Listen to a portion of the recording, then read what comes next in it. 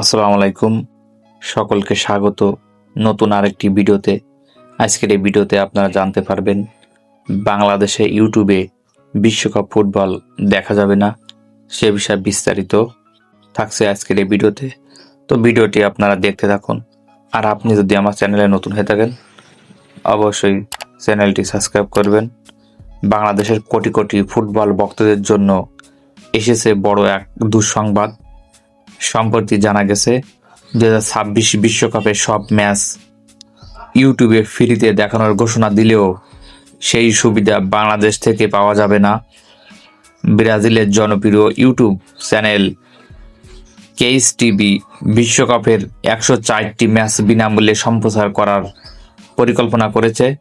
এমনকি 4K কোয়ালিটিতেও match দেখানো হবে বলে জানানো হয়েছে।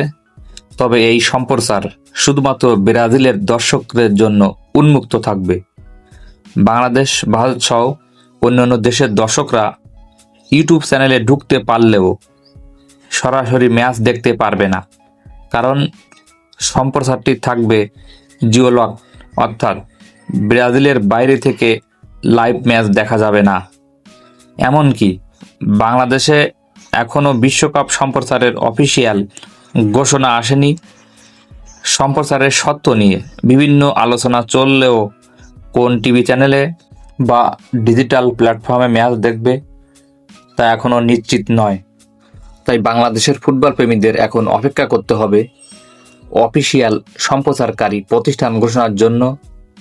তাই এবার বিশ্বকাপ ফুটবল বাংলাদেশ, ভারত সহ অন্যান্য দেশের জন্য বিরাট বড় দুঃসংবাদ। আপনার মতে বাংলাদেশে কোন টিভি চ্যানেলে বিশ্বকাপ দেখানো উচিত কমেন্টে জানান। ভিডিওটি ভালো লাগলে লাইক দিন, শেয়ার করুন এবং পাশে থেকে অবশ্যই সাবস্ক্রাইব করবেন।